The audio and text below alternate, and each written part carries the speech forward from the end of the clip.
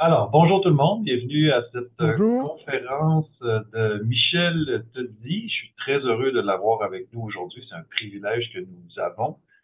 C'est pas pour rien que sur nos réseaux, on a marqué manquez pas cette chance.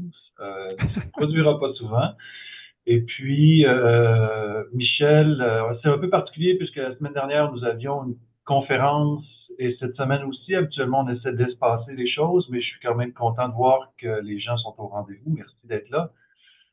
Michel te dit se passe de présentation, quoique je peux faire une présentation brève, mais c'est une personne, un professeur, chercheur qui a eu beaucoup d'impact sur le développement du dialogue philosophique en Europe francophone, plus particulièrement en France, mais en Europe francophone en général, puis même ailleurs. A été aux sources de ce qu'on appelle la discussion à visée démocratique et philosophique.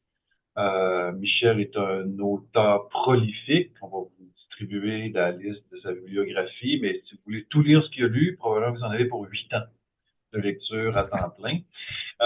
Mais ses écrits sont particulièrement intéressants sur toutes sortes d'aspects du dialogue philo, en passant par la didactique, sur ce qu'est une question philosophique, sur les éléments liés, entre autres, aux différentes dimensions qui sont abordées chez lui. Notamment, on voit par exemple chez Lippmann et Sharp, qui est plus connu au Québec, pensée critique, pensée créatrice, pensée attentive. Michel Toddy articule aussi les choses autour de la problématisation, la conceptualisation et l'argumentation. Donc, c'est une autre manière d'aborder le processus de recherche philosophique. On pensait que, en fait, on pensait pas, on était convaincus que ce pourrait être une belle occasion pour nous tous et toutes de découvrir ce qu'est la discussion à visée démocratique et philosophique par une des personnes qui a été à ses origines et qui en a fait la promotion, qui a contribué significativement à son développement. Alors, Michel, merci d'être avec nous. C'est très apprécié. Je te cède la parole. Maintenant, j'ai suffisamment parlé. Nous avons jusqu'à encore 57 minutes. On déborde souvent, t'en fais pas. Pour t'entendre et discuter avec toi. Merci de nous accorder ce temps. C'est vraiment généreux de ta part et on se sent choyé de t'avoir avec nous. Alors, à toi. Merci, merci Mathieu. Est-ce que vous m'entendez bien là? Ça va? Oui, très bien. Bon. Euh, merci Mathieu de m'inviter. Toi aussi, tu es figure avec Michel Sasseville au Québec de la philosophie, donc avec les enfants. Et je participe un petit peu à ce qui se passe au Québec par l'organisation, disons, Philogène. Je suis responsable de Philogène, qui est un programme franco-québécois. Et si vous allez sur le site de Philogène, vous allez voir un grand nombre, aussi bien au niveau des enfants du primaire que du collège, un certain nombre de fiches que nous avons faites et qui peuvent être utiles donc pour des praticiens, disons, sur le terrain. Hein. Il y a à peu près une trentaine de fiches qui peuvent être intéressantes pour vous. Voilà. Alors, je me propose, j'ai été, si vous voulez, donc professeur de philosophie dans un lycée. Le lycée, c'est le secondaire, donc chez nous, des enfants de 16 ans à 18 ans. De 1968 à 1995, donc pendant 27 ans, j'étais professeur de philosophie de base dans un établissement scolaire. Et puis, à partir de 95 et jusqu'à 2007, soit une douzaine d'années, j'ai été professeur en sciences de l'éducation à l'université de Montpellier. Montpellier, c'est une ville au sud donc de la France. Et c'est là où j'ai développé tout, tout un pôle de recherche sur la philosophie avec les enfants. Alors, comme je m'adresse à des Québécois, je crois que c'est important, point commun, mais aussi peut-être pas, je dirais pas les divergences, mais les différences avec Mathieu Liman, qui est un peu donc celui qui a inspiré la CRP et qui vous inspire tous.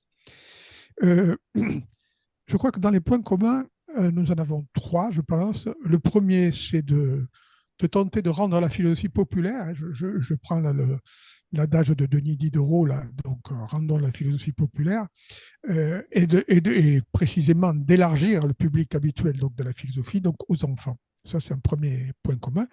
Le deuxième, c'est un objectif, je dirais, démocratique, c'est-à-dire de former des élèves à ce que j'appelle une citoyenneté démocratique, c'est-à-dire une capacité donc, de pouvoir argumenter son point de vue dans l'espace public et pas seulement de dire ce qu'on a dans la tête, mais de l'argumenter. Ça, je crois que c'est un deuxième point. Et le troisième point, c'est de développer l'esprit critique. Et ça, c'est vraiment donc trois objectifs que nous avons donc de commun. Après, les différences, elles viennent essentiellement de nos différentes approches. Parce que moi, je n'ai connu Mathieu Liman par une maîtresse du primaire qui est venue me voir en 98. Jusqu'en 98, je ne connaissais pas du tout Mathieu Liman. Et tous mes travaux, jusque-là, avaient porté sur une didactique de l'apprentissage du philosophie, mais qui s'appliquait essentiellement à ce que vous appelez le collégial, hein, c'est-à-dire au niveau, nous, de ce qu'on appelle le baccalauréat, avec des élèves de 18 ans, donc au lycée. Et donc, toute mon élaboration s'est faite indépendamment de la connaissance de Mathieu Liman. Et je n'ai connu, moi, Mathieu Liman qu'en 98. Alors que toute l'élaboration, si vous voulez, de ma didactique de l'apprentissage du philosophie, elle se situe dans les années à peu près de 90, donc à 2000. Et c'est ce qui explique d'une certaine manière que nous n'avons pas exactement les mêmes référents, que ce soit des référents, disons, philosophiques ou des référents pédagogiques. Il me semble que Mathieu Liman, Mathieu Liman a fait une partie de ses études donc à Paris. Donc, il connaissait bien à la fois, disons, le français et en même temps, donc, je dirais, la philosophie continentale. Mais je pense qu'il a été influencé aussi, du point de vue philosophique, par la philosophie analytique anglo-saxonne.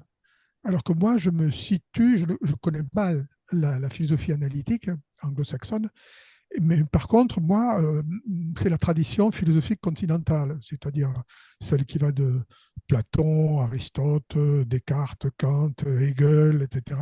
Tous les philosophes, je dirais, un petit peu, disons, rationalistes. C'est ça mon socle commun de référence, si vous voulez, philosophique. Mais Lippmann les connaissait aussi, hein, puisque son premier ouvrage, Aristotle le meilleur, c'est Aristote. Donc, il connaissait bien donc, les philosophes occidentaux. La deuxième différence, si vous voulez, on n'a pas les mêmes référents pédagogiques. C'est-à-dire que Mathieu Lippmann s'est essentiellement appuyé sur quelqu'un qui était à la fois philosophe d'ailleurs, mais pédagogue, John Dewey, en lui empruntant son idée de l'enquête et cette idée de communauté de recherche que Dewey tenait lui-même d'un certain nombre disons, de linguistes. Mais donc, c'est quand même John Dewey, me semble-t-il, qui, du point de vue pédagogique, l'a inspiré avec ce concept de communauté de recherche qu'il a emprunté donc, à Dewey, et puis l'idée de l'enquête. Alors que moi, beaucoup moins, je connais assez mal Dewey. J'ai commencé à le lire là, parce qu'il me semble intéressant, notamment à partir de sa notion d'expérience. Hein. Mais moi, j'ai été plutôt, ce qu'on appelle en France, influencé par la pédagogie coopérative. La pédagogie coopérative, c'est la pédagogie qui a été inaugurée au début du XXe siècle par Célestin Freinet, qui a fondé d'ailleurs l'ICEM, l'Institut coopératif de l'école moderne, d'une part, et d'autre part par ce qu'on appelle en France aussi la pédagogie institutionnelle, c'est-à-dire une pédagogie qui utilise un peu des référents psychanalytiques et qui a été incarnée en France par deux auteurs, Vasquez et Houry. Et donc, ce sont ça mes références, si vous voulez, donc pédagogiques. Donc, vous voyez bien qu'aussi bien au niveau philosophique que pédagogique, même si on a des objectifs communs, on n'a pas été inspiré, disons, par les mêmes grands auteurs, je dirais.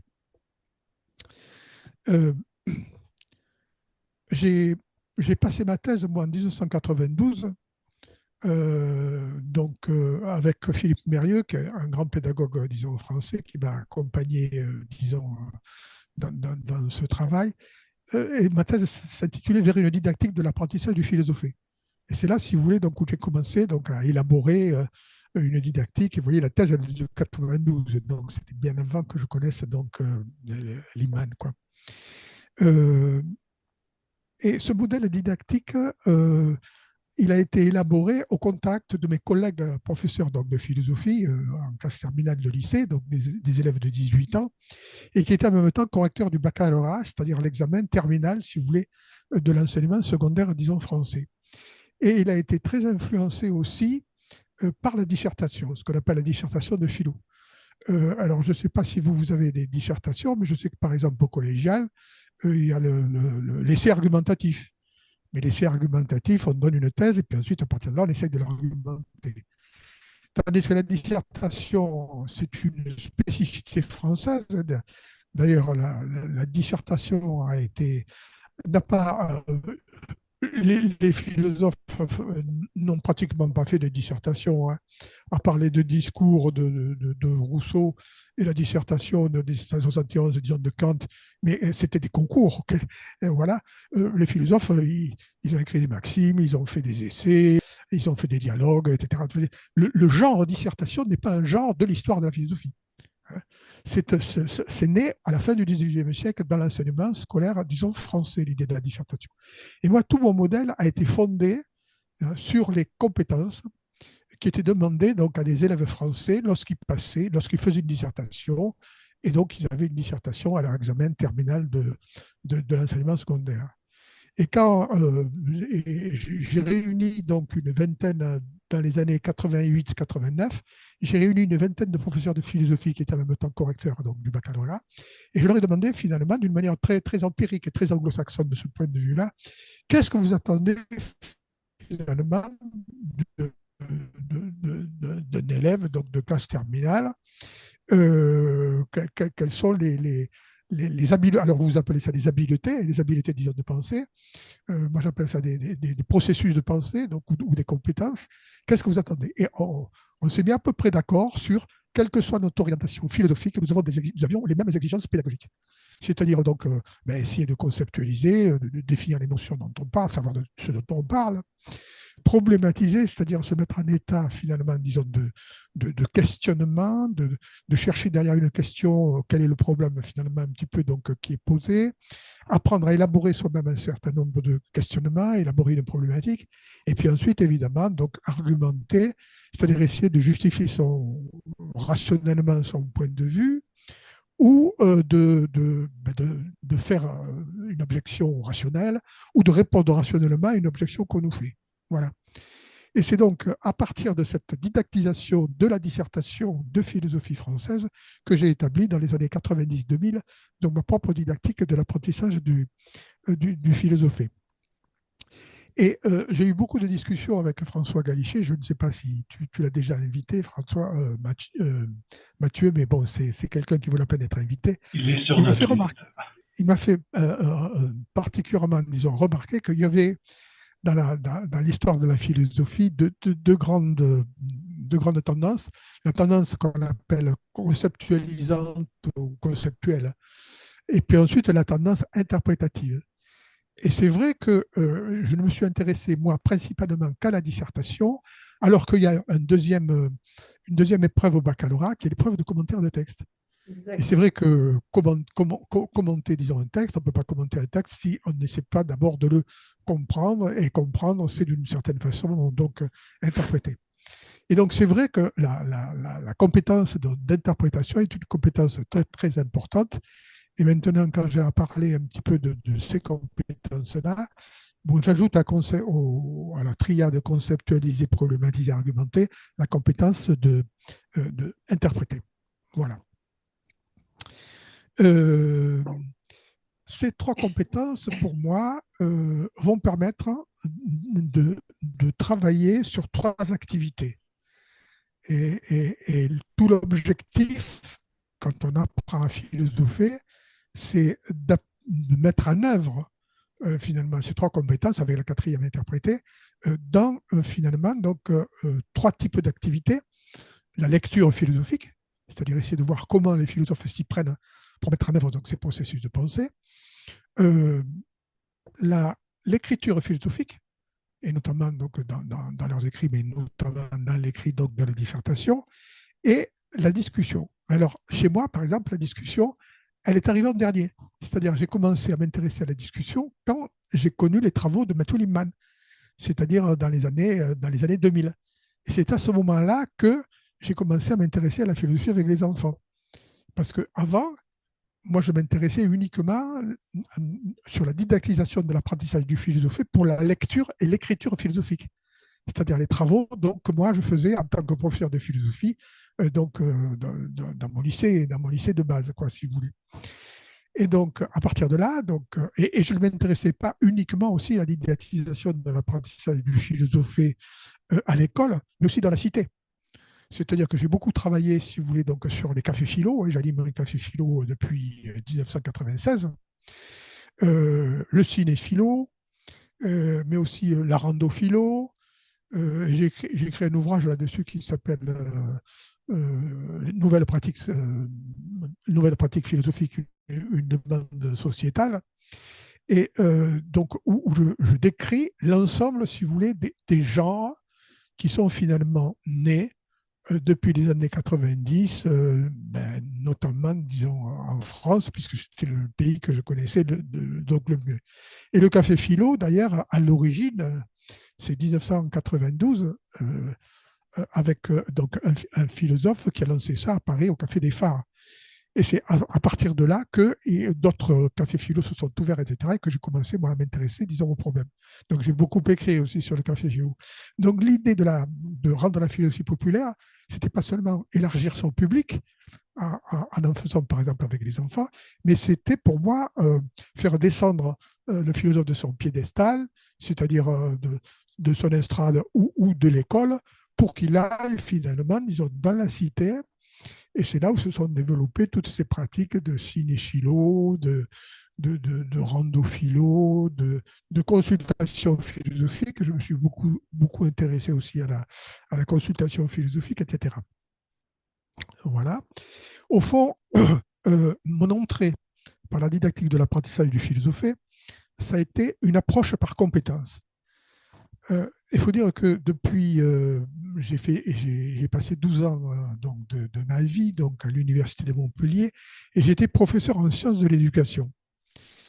Et c'est vrai que les sciences de l'éducation, qui sont multidisciplinaires, sont très intéressantes parce que à l'intérieur des sciences de l'éducation, il y a les didactiques de chacune des disciplines. Et donc, il y a une didactique des mathématiques, de l'éducation physique, du français, etc., etc. Et comme il n'existait presque rien, hormis la philosophie avec les enfants, mais que je connaissais peu à l'époque, je suis allé voir, moi j'ai fait un peu le tour, si vous voulez, j'ai fait un tourisme didactique, j'ai fait le tour un petit peu des différentes didactiques disciplinaires et j'ai trouvé des concepts extrêmement, disons, intéressants comme le concept de transposition didactique de Yves Chevalard, par exemple, de référence chez Martine, en didactique, par exemple, de la physique et de la technologie, etc. etc. Et je me suis, en particulier, pour la lecture, appuyé sur la didactique du français. Et tout mon travail, ça a été d'essayer de tester ces concepts didactiques qui étaient nés dans des didactiques de disciplines spéciales à la didactique de la philosophie, pour essayer de voir si épistémologiquement, il pouvait y avoir une transposition, s'il pouvait y avoir une transposition didactique des concepts créés par d'autres didactiques disciplinaires. C'est ce que j'ai fait, donc je les ai testés, moyennant un certain nombre, disons, d'accommodements. Oui, c'était très, très intéressant et très productif. Alors, depuis, pour terminer cette présentation, puis je passerai à la DVDP, j'ai continué donc un certain nombre de recherches. Par exemple, ces dernières années, j'ai beaucoup travaillé l'articulation entre la méditation et les ateliers philo. Il se trouve que chez nous, il y a un auteur, Frédéric Lenoir, qui a expérimenté pendant un an la philosophie, disons, dans des classes, et qui a écrit un petit bouquin qui s'appelle Méditer, philosopher, et qui est quelqu'un qui a apporté quelque chose de neuf dans la pratique des ateliers philo, qui n'avait jamais existé à ma connaissance, en tout cas avant, c'est de commencer l'atelier philo par une méditation, une courte méditation. Alors, voilà, c'est ça, philosopher et méditer. Alors, il était philosophe, mais il n'avait rien lu avant. Il a voulu faire sa propre expérience. Pendant un an, il est allé dans des tas de classes. Voilà. Et puis ensuite, il a fondé une association qui s'appelle l'association Sève. Je pense qu'il y a une antenne de l'association Sève, disons, au Québec. Et moi, j'ai formé d'ailleurs pas mal de gens à la conceptualisation et à la problématisation chez les animateurs et les formateurs, si vous voulez, de l'association Sève. Et ce qui fait que la philosophie avec les enfants s'est beaucoup développée en France, en particulier grâce à Frédéric Lenoir et son association. Seulement, il y avait une remarque, moi, que je faisais, c'est qu'il commençait par 5 minutes de méditation de pleine conscience, et puis ensuite, dans un deuxième temps, il passait donc à l'atelier philo. Et moi, je trouvais que c'était trop juxtapositif. Et moi, ce que j'ai voulu, si vous voulez, c'est de passer du juxtapositif à quelque chose de beaucoup plus interactif. Et donc, j'ai fait 3 recherches, disons, successives. Vous pouvez la trouver sur un Padlet. Je crois que je te l'ai transmis, Mathieu, mon Padlet, il doit être dans ce que je t'ai envoyé. Puisque, alors, les 3 recherches, le compte rendu de chaque séance et de toute la recherche donc, se trouve sur Padlet. Ma première recherche, c'était comment articuler de manière plus interactive la méditation et l'atelier philo. La deuxième, c'est comment introduire dans une méditation de l'expérience de pensée, des expériences de pensée au sens philosophique du terme. Hein. Les philosophes ont travaillé énormément, et en particulier en philosophie analytique, sur les expériences, disons, de pensée. Mais on en trouve aussi chez Kant, chez Platon, avec l'allégorie de la caverne, etc. etc. L'expérience de pensée, c'est un genre spécifiquement aussi philosophique. Hein. Si ceci, mais alors qu'est-ce que ça entraîne comme monde que je construis hein. Voilà. Ça, c'était la deuxième recherche. Hein. Introduire une expérience de pensée dans la méditation pour voir à ce moment-là si la façon de mener et d'enrichir l'atelier philo était important. Et la troisième recherche a été sur faire comme expérience de pensée des dilemmes moraux, des dilemmes éthiques. Ça, c'est la troisième recherche. Et actuellement, je fais une autre recherche qui pourra peut-être vous intéresser et qui est en relation avec tout le travail qu'a fait Matthew Lehman sur le carrying thinking, c'est-à-dire la pensée, alors c'est difficile d'être, la pensée attentive, la pensée attentionnée, la pensée qui prend soin quelque part de l'autre, de sa pensée, disons de sa personne, etc. Et la recherche que je fais actuellement, elle porte sur atelier philo et compétences émotionnelles. Parce que je pense que tout le monde sera d'accord pour le fait pour dire que les ateliers philo, bon ben, les CREP développent donc l'esprit critique. Mais tout le monde ne sera peut-être pas spontanément, disons, d'accord de dire en tout cas que les compétences émotionnelles, les compétences aussi sur le savoir-être, pas seulement, disons, sur le savoir-faire, mais sur le savoir-être, c'est-à-dire sur ce qui est ressenti par la personne, sur ce qui est vécu par la personne, s'est développé. Alors, il y a des recherches qui ont été menées, notamment par Christian Budex en France, qui a beaucoup travaillé sur les types de compétences que développe donc l'atelier philo. Et donc, moi, je travaille actuellement donc, sur les compétences émotionnelles, et c'est un point commun, à nouveau, avec Matthew Lehman, parce que je pense que lui, il a été très sensible aussi, disons, à cet aspect-là. Voilà. Voilà, donc j'ai parlé à peu près, disons, une vingtaine de minutes. Je vais garder, disons, les autres 20 minutes maintenant pour la DVDP, puisque chez vous, on travaille essentiellement donc, la communauté de recherche philosophique. Et moi, j'ai mis au point avec Sylvie Connac, qui a été après un de mes doctorants, la DVDP. Alors, DVDP, qu'est-ce que ça veut dire? Ça veut dire discussion à visée démocratique et philosophique. Ça veut dire finalement qu'il y a 2 visées dans la DVDP. Une visée démocratique et une visée philosophique.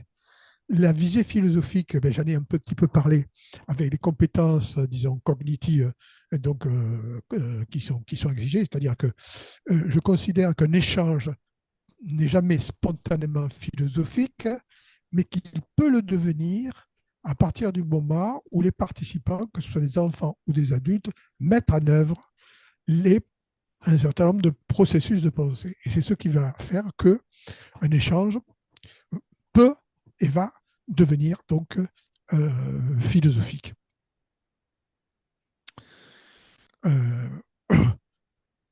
C'est Sylvain Connac qui m'a beaucoup influencé de ce point de vue-là, parce que il est à mon université maintenant, etc. C'est un peu un spécialiste en France de la pédagogie coopérative. Il a écrit un bouquin d'ailleurs là-dessus, la pédagogie coopérative, où il parle d'ailleurs des ateliers philo dedans. Et c'est très intéressant parce que il a pensé, il y a eu d'ailleurs un très gros débat à l'intérieur de l'ICEM Freinet, hein, pour savoir si c'était la DVDP, un dispositif nouveau dans la pédagogie coopérative, ou bien non, on faisait déjà, disons, des ateliers philo qui ne s'appelaient pas comme ça, bon, etc., qui étaient des débats dans la pédagogie. Et lui, il a soutenu donc ce point de vue-là. Et donc, je suis allé pendant 3 ans dans sa classe, il a soutenu sa thèse. Dans sa thèse, il y a quand même 62 un corpus de 62 discussions philosophiques. C'était dans une ZEP, une zone d'éducation prioritaire, c'est-à-dire une zone où il y a des enfants assez défavorisés au niveau de leur famille et qui ont des difficultés aussi, disons, scolaires. Et lui, il est arrivé à avoir des résultats absolument extraordinaires en appliquant la pédagogie coopérative, disons, dans ces classes-là. Et donc, nous alternions, c'est-à-dire que moi, une fois, c'est lui qui animait, et moi j'observais, une fois, c'est moi qui animais et lui qui observait. Et chaque fois, après, on faisait une espèce de débriefing. Et on est arrivé comme ça, mais il a bien fallu 5 ans, hein, par essai et erreur, à mettre au point donc, ce dispositif. C'est-à-dire que chaque fois après le débriefing, on dit ben, la prochaine fois, on enlèvera ça et on ajoutera ça, on va voir ce que ça va donner. Donc ça a été vraiment euh, un essai par essai-erreur, quoi.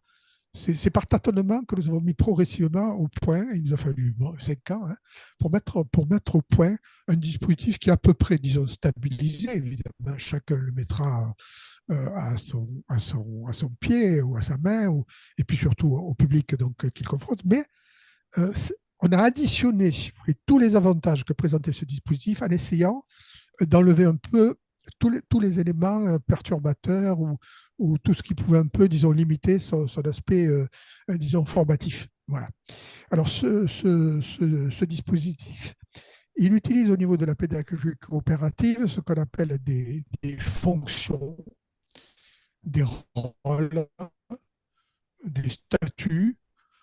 Alors, en pédagogie coopérative, on dit des métiers. Alors, il va y avoir un certain nombre de métiers. Par exemple, il va y avoir un président de séance, il va y avoir un reformulateur, il va y avoir un synthétiseur, il va y avoir des observateurs. Et chacun de ces métiers a un cahier des charges.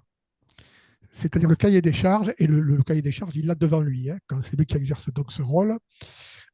Par exemple, pour le président de séance, c'est bien regarder partout et pas seulement en face, de manière à ne pas favoriser les gens qui sont en face.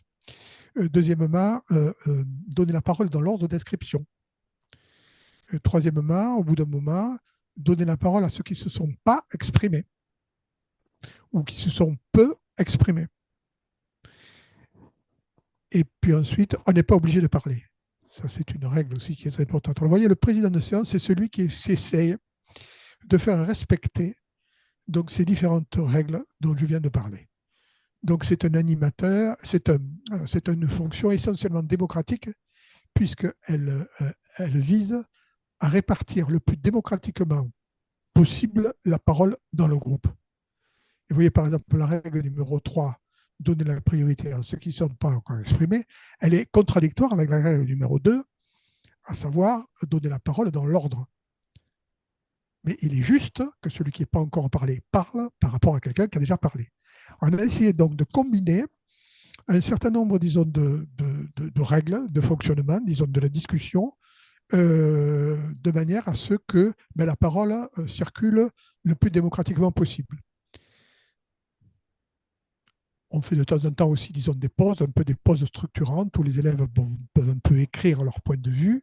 Comme ça, les élèves qui n'ont pas du tout participé, eh ben, ils lisent simplement donc, ce qu'ils ont écrit, ou l'élève qui est à côté, s'ils sont vraiment très, très, très timides et qui ne veulent pas, hein, puisqu'il y a toujours la possibilité d'un joker, ils lisent un petit peu ce qu'ils ont dit. Voilà. Ça, c'est l'aspect démocratique, ce qui nous semble très, très, très important, si on veut former à une citoyenneté réflexive, hein, ce que j'appelle une citoyenneté donc réflexive. Il y a un autre rôle qui est extrêmement important et très formateur, c'est le rôle du reformulateur. Le reformulateur, c'est alors son cahier des charges, c'est d'écouter très attentivement ce qu'un élève vient de dire, puis essayer de le redire Alors, très souvent, le redisent dans les mots de l'autre, mais si possible, dans ses propres mots. De manière à ce que, par cette reformulation, l'autre, celui qui vient de parler, reconnaisse qu'il a été bien compris. Donc, la reformulation a de multiples fonctions. J'ai écrit un article sur les 7 fonctions de la reformulation. Mais la reformulation euh, est très importante parce que, par exemple, elle ralentit le rythme. Parce qu'il y a des élèves, ça va toujours trop vite. Puis ensuite, il y a des élèves, ils écoutent un peu, puis leur pensée part. Et donc, il y a des instants où ils n'entendent plus rien. Donc, l'intérêt de la reformulation, c'est de ralentir le rythme. Deuxièmement, de redire une deuxième fois une chose qui a été dite une première fois. Et donc, à ce moment-là, donc, le participant, il garde une continuité un petit peu, disons, dans son écoute. La reformulation, elle a pour objectif aussi pour clarifier pour les élèves qui n'auraient pas compris, par exemple. Des fois, je ne comprends pas. Et je demande au reformulateur, est-ce que tu peux me redire parce que je n'ai pas compris ce que vient de dire ton camarade.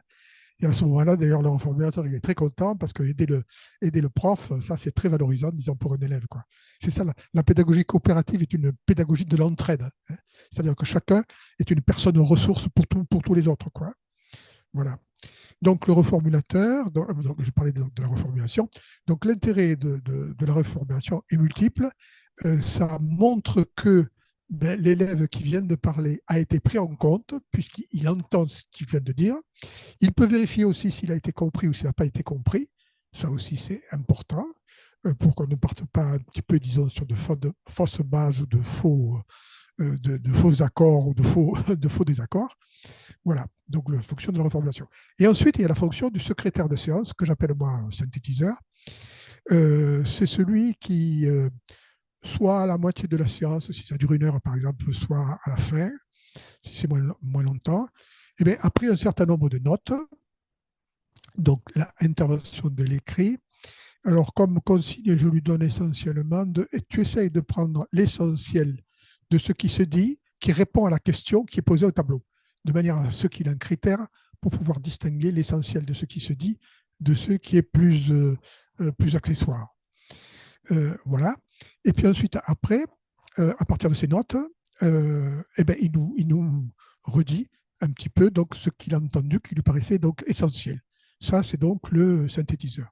Alors parfois, on met des journalistes. Sylvain Connac mettait 2 journalistes. Les 2 journalistes, ils avaient exactement la même fonction. Puis ensuite, ils confrontaient leurs notes et rentraient un petit peu leurs notes, disons, à l'ordinateur, parce qu'il y avait des ordinateurs donc à l'école primaire. Hein. Et puis ensuite, ils donnaient alors, l'enseignant récupérait un petit peu donc les notes, il les mettait un petit peu au propre, il enlevait les fautes d'orthographe, et puis ensuite c'était distribué donc la fois d'après, la semaine d'après, c'était 1 fois par semaine, si vous voulez, donc aux élèves. Ça, c'est la fonction donc de synthétiseur.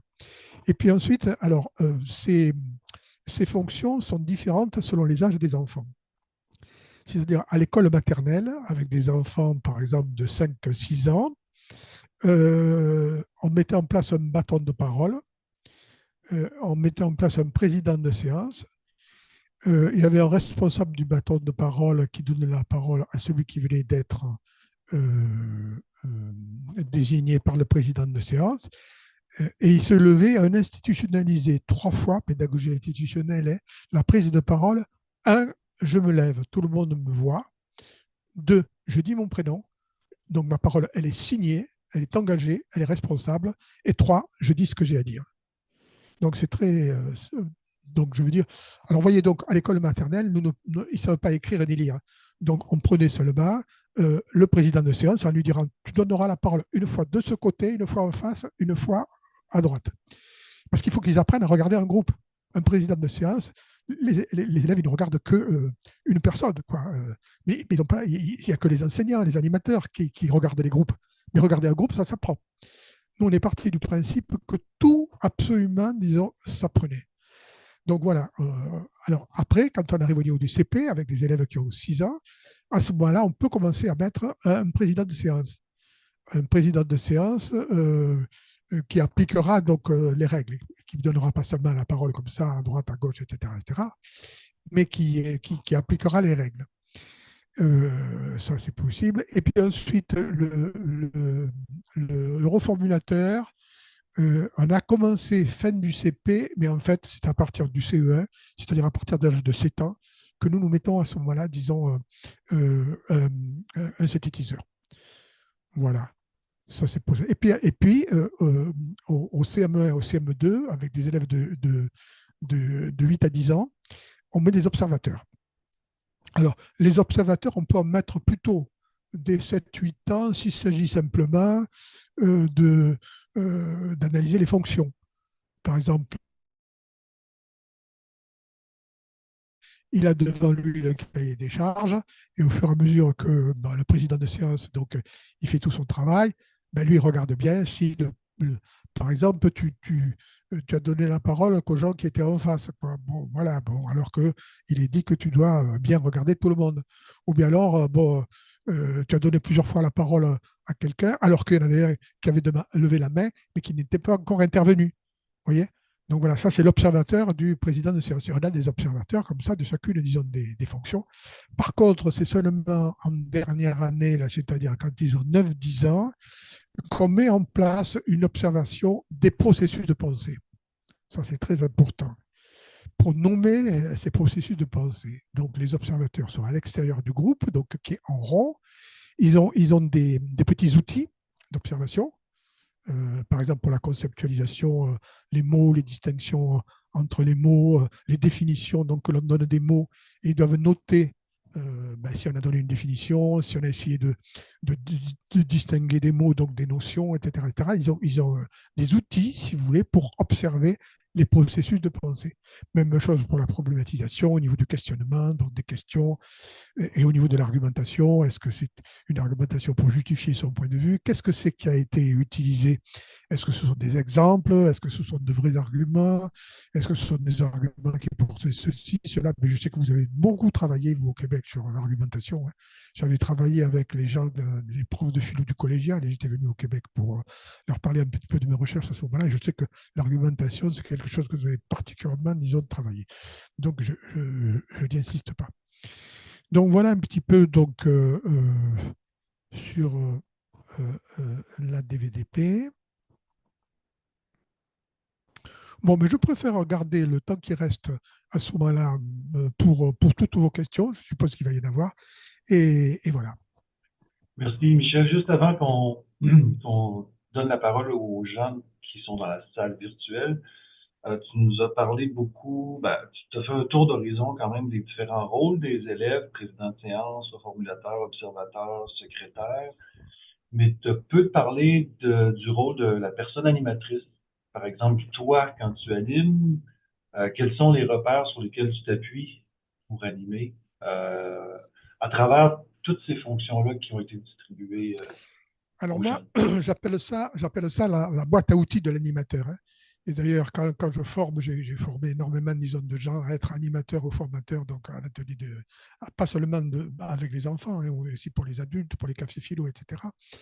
Euh, J'appelle ça, disons, la boîte à outils. Et quand on fait des observations, comme Michel Sasseville là, faisait observer des séances, etc., je mets déjà un observateur, plusieurs personnes qui m'observent, mais qui observent la fonction animation, qui ne m'observent pas moi en tant que personne, mais qui observent la fonction animation. Et cette fonction animation, elle dispose d'un certain nombre d'outils. Et je leur demande finalement de nommer un petit peu ce que je fais au fur et à mesure, disons, que je le fais. Et alors, dans cette boîte à outils, d'abord, c'est mettre en place, disons, le dispositif, mettre les places en rond, si vous voulez, donc bon, mettre des observateurs derrière, donc, les participants, bon, s'il y a lieu. Et à partir du moment donc, où ça commence, ma boîte à outils, c'est toujours de poser des questions. Alors, poser des questions, les questions peuvent être posées à la cantonade, c'est-à-dire au groupe plénier, ou bien nominativement. C'est intéressant, les questions nominatives, parce qu'on peut faire une espèce de mini-dialogue de 2 ou 3 échanges à ce moment-là, disons, avec... donc, tout ce qui est poser des questions, hein, sous des formes, disons, différentes. Comme outil, il y a aussi la reformulation. Quand moi aussi, je fais des reformulations, quand, par exemple, le reformulateur, il a complètement oublié ou bien qu'il ne dit qu'une seule idée alors que l'autre en avait dit deux, à ce moment-là, disons, je complète. Je complète à ce moment-là pour que l'élève voit bien que toute sa pensée, disons, a été prise en compte, quoi. Donc, la reformulation. Donc, je fais aussi ce que j'appelle des mini-synthèses. C'est-à-dire, au bout de 5 à 10 minutes, à ce moment-là, disons, j'interviens en disant, ben voilà, ça fait 10 minutes là que nous discutons. Il me semble qu'on a traité tel problème, on a apporté, disons, jusqu'à maintenant, telle et telle réponse. Et par rapport au dernier élément qu'on vient de trouver là, voilà, je pose une question pour relancer le débat. Donc, c'est des interventions du type mini-synthèse question. Hein, c'est ça le pattern, si vous voulez. Donc, ça peut être aussi le recentrage ou le recadrage. C'est très important parce que les élèves souvent s'éloignent, disons, du sujet. Et c'est très important d'avoir la question écrite au tableau à ce moment-là pour les ramener au sujet qu'on est en train de traiter.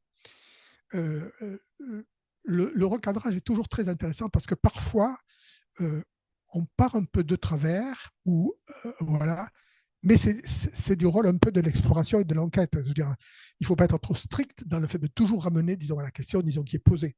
Il y a aussi le fait de suivre une petite, voilà, un petit chemin de traverse, mais toujours en revenant après.